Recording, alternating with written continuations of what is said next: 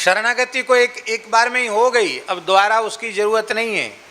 लेकिन जो एक बार शरणागति हुई है उसकी विस्मृति फिर से न हो जाए, हमें स्मृति बनी रहे, इसके लिए निरंतर ये स्मरण रखना, हम भगवान की शरण में हैं, हम भगवान की शरण में हैं।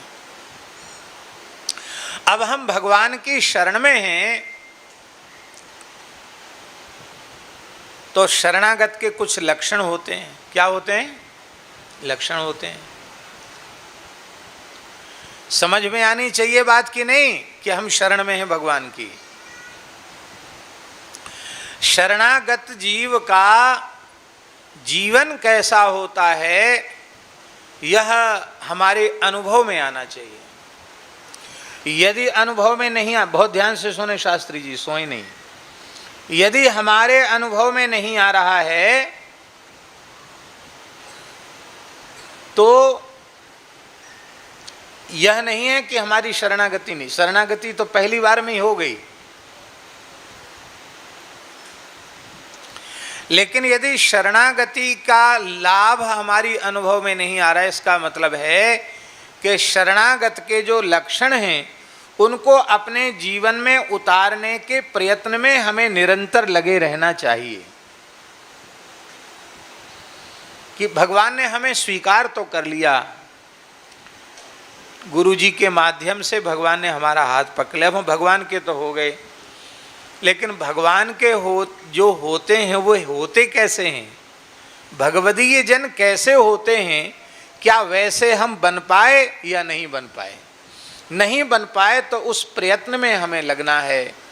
चाहे ब्राह्मण हो, क्षत्रिय हो, वैश्य हो, शूद्र हो, अंत्यज हो, कोई भी मनुष्य क्यों न हो, स्त्री हो, पुरुष हो, जो भी जीव भगवत शरणागत हुए हैं उन्हें निरंतर इसी प्रयत्न में लगे रहना चाहिए कि हम भगवान के शरणागत तो हो गए, पर शरणागत के जैसे लक्षण होने चाहिए वे लक्षण हमारे में नहीं हैं, तो वे लक्षण हमारे जीवन में आवें।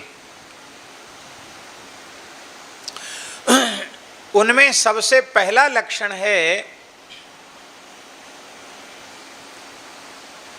आनुकूल्यस्य संकल्पः। क्या लक्षण है? आनुकूल्यस्य संकल्पः। इसका अर्थ है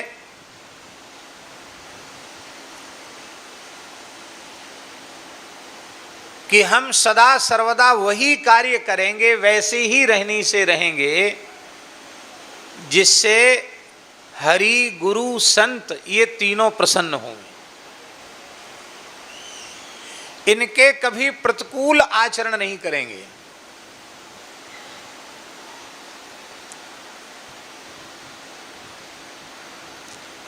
भगवान की, हरि, गुरु, संतों की अनुकूलता का संकल्प, ये पहली ही बात नहीं हो पाती। हम अपने मनमाने ढंग से चलते रहते हैं, न भगवान के अनुकूल बन पाते, न गुरु जी के अनुकूल बन पाते, न संतों के अनुकूल बन पाते।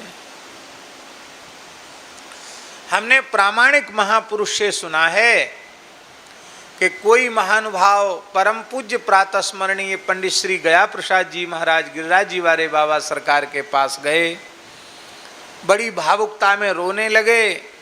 बोले अब तो बिल्कुल सहन नहीं होता है, अब तो कैसे भी बाल कृष्ण का, कन्हैया का दर्शन करा दो।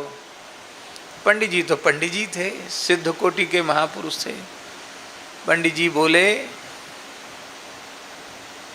ये तो बड़ो भोरो है, यह तो कछु मत को, मोए राजी कर लो। ये तो गोद में बैठे को तैयार बैठो है, मोए राजी कर लो। समझ में आई बात? नहीं आई? हमको प्रसन्न कर लो तो ये तुम्हारी गोद में बैठने के लिए राजी है। हमको प्रसन्न करने का मतलब क्या है? संतों के अनुकूल जीवन बनाना। भगवान के अनुकूल क्या है ये सत्संग से पता चलेगा, वेदादि शास्त्रों के श्रवण से पता चलेगा। धर्मनिष्ठ, सदाचार परायण, शास्त्रीय मर्यादा में बंधा हुआ जीवन हो, ये भगवान के अनुकूल है। क्योंकि श्रुति स्मृति भगवान की आज्ञा है, उसका उल्लंघन करके जो मनमाना आचरण करते हैं वो आचरण भगवान के अनुकूल नहीं है, वो भगवान के प्रतिकूल आचरण करने वाले, भगवान की आज्ञा को न मानने वाले भगवत द्रोही हैं। न वे भगवान के भक्त हो सकते, न वे वैष्णव हो सकते हैं। अनुकूलता का संकल्प। संत अनुकूल कैसे होंगे? उनके विचारों के अनुरूप, उनके उपदेश के अनुरूप हम अपना जीवन बना लें तो संतों की प्रसन्नता सहज प्राप्त हो जाएगी। भगवान की प्रसन्नता, जो भगवान को प्रिय हो वो करने लग जाओ, भगवान प्रसन्न हो जाएंगे। जो संतों को प्रिय है वो करने लग जाओ, संत प्रसन्न हो जाएंगे। हरि गुरु संत की प्रसन्नता से जो अति दुर्लभ है वो भी आपको सुलभ हो जाएगा, सब कुछ सुलभ हो जाएगा। पहली शर्त है ये, पहला लक्षण है क्या? आज से हम जो भगवान के, गुरु जी के, संतों के आचरण के अनुकूल होगा वही हम करेंगे। वैष्णवोचित रहनी से ही रहेंगे। नित्य तिलक लगावेंगे, जो गुरु परंपरा से प्राप्त तिलक है। अत्यंत श्रद्धा निष्ठा पूर्वक गोपी चंदन ब्रजरज का तिलक धारण करेंगे। श्रद्धा पूर्वक, निष्ठा पूर्वक कंठ में तुलसी धारण करेंगे। कभी तुलसी से एक क्षण के लिए भी शून्य नहीं होंगे। अत्यंत श्रद्धा पूर्वक एकादशी का व्रत करेंगे। श्री रामनवमी, जन्माष्टमी, राधाष्टमी, जानकी नवमी आदि पर्वों पर श्री ठाकुर जी की उपासना करेंगे। तुलसी का, गौ का, ब्राह्मण का, संत का, माता पिता का, अतिथि का भगवत भाव से आदर करेंगे। अहिंसा, सत्य, अस्तेय, शौच, इंद्रिय निग्रह आदि जो 10 धर्म के लक्षण हैं, कोशिश करेंगे कि यह हमारे जीवन में उतर जाए। यह है आनुकूल्यस्य संकल्पः। प्रातिकूल्यस्य वर्जनम, दूसरा लक्षण है प्रतिकूलता का त्याग। अब देखो, ईमानदारी से अपनी ओर देखो, जो भगवान को अच्छा लगता वो तो हम कभी करते नहीं, और जो काम कभी नहीं करना चाहिए वो हम जरूर करते हैं। झूठ नहीं बोलना चाहिए, झूठ बोलते हैं। क्रोध नहीं करना चाहिए, क्रोध करते हैं। लोभ नहीं करना चाहिए, लोभ करते हैं।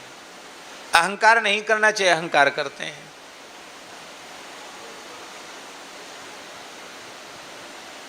बहुत ध्यान से सुने, विहित कर्मों के अनुष्ठान पर जितना जोर है उतना ही जोर, हमारी बात समझ रहे हैं आप सबकी? नहीं, शास्त्रों में जिन कर्मों का विधान किया गया है उन कर्मों के अनुष्ठान पर जितना जोर है उतना ही जोर निषिद्ध कर्मों के त्याग पर भी होना चाहिए। निषिद्ध कर्मों का त्याग तो हम कर नहीं रहे हैं, और विहित कर्म का अनुष्ठान भी ठीक से कर नहीं पा रहे हैं, और फिर कहते भैया हम तो इतने दिन से शरणागत हैं, हमें तो कुछ लाभ ही नहीं हुआ, हम तो जैसे पहले थे वैसे आज भी हैं, हमारे में कोई अंतर नहीं पड़ा। अरे अंतर कैसे पड़ेगा? प्रतिकूल निषिद्ध कर्मों का त्याग। आप लोग कहेंगे कि हम तो पढ़े लिखे ही नहीं, हम कौन सी पोथी पढ़ के समझें कि क्या करना चाहिए क्या नहीं करना चाहिए। देखो, ये समझने के लिए एक अक्षर पढ़ने की जरूरत नहीं। एकदम मूर्ख निरक्षर भट्टाचार्य व्यक्ति भी यह निर्णय कर सकता है कि क्या करना चाहिए क्या नहीं करना चाहिए। इसका निर्णेता परमात्मा सबके अंतःकरण में विराजमान है।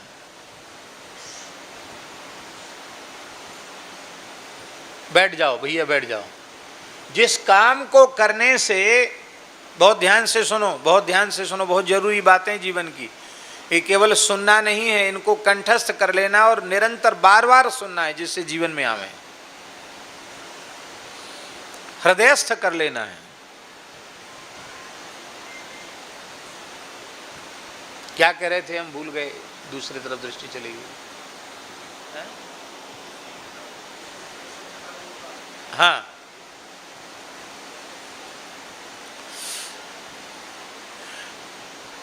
विहित कर्म का अनुष्ठान भी हम ठीक से नहीं कर पाते हैं और निषिद्ध कर्मों का त्याग भी नहीं कर पाते हैं, और फिर कहते हैं कि हमको लाभ नहीं हो। कैसे लाभ होगा भाई? आपके घर के ऊपर की जो टंकी है उसमें पानी चढ़ाने का पाइप 2 इंच का है और 6 इंच का बम्बा खुला हुआ है, तो चाहे जितनी बढ़िया मोटर लगा दो, दिन भर रात भर मोटर चले, फूक जाएगी भली मोटर, लेकिन टंकी भरने वाली। अरे छिद्र तो बंद करो पहले। तो हम कह रहे थे कि बिल्कुल पढ़े लिखे होने की जरूरत नहीं, भीतर भगवान बैठे हैं। जो काम करने से हमारे मन में बहुत प्रसन्नता होती हो, माता पिता गुरु संत सब अपने से बड़े सब प्रशंसा करें कि हाँ नहीं बहुत बढ़िया काम किया, ऐसे ही करना चाहिए, बहुत अच्छा बहुत अच्छा बहुत अच्छा, वो बढ़िया काम है, वो विहित कर्म है। जिस काम को हम दूसरे की नज़र बचाकर करना चाहते हैं, करने के बाद मन में प्रसन्नता नहीं होती है, बड़ी ग्लानि होती, करे हमने ये ठीक नहीं किया, माता पिता गुरु संत सुने उनको भी पीड़ा हो, करे ये तो बहुत गलत किया, इसने ऐसा नहीं करना चाहिए था, उसी का नाम पाप है। और जो काम करने से मन में प्रसन्नता होती इसी का नाम पुण्य है। देखो,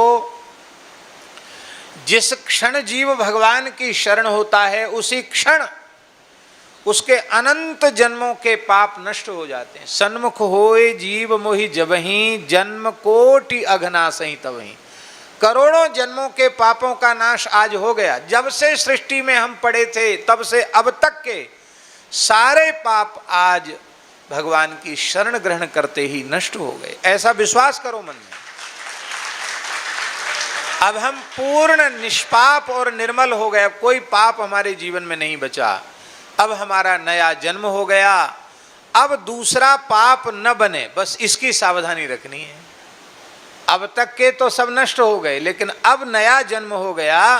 अब एक वैष्णव की जैसी रहनी होनी चाहिए, वैसी रहनी आपकी होवे। अब आपसे जीवन में पाप न बने, क्योंकि अब कोई पाप बनेगा ना तो उसकी पीड़ा भगवान को होगी। क्यों? भगवान से पक्का संबंध हो गया, भगवान को बहुत पीड़ा होगी, संतों को पीड़ा होगी, गुरु जी को पीड़ा होगी। इसलिए ऐसा कोई काम न बने कि जिससे हरि गुरु संत पीड़ित हो। माई मेरे श्याम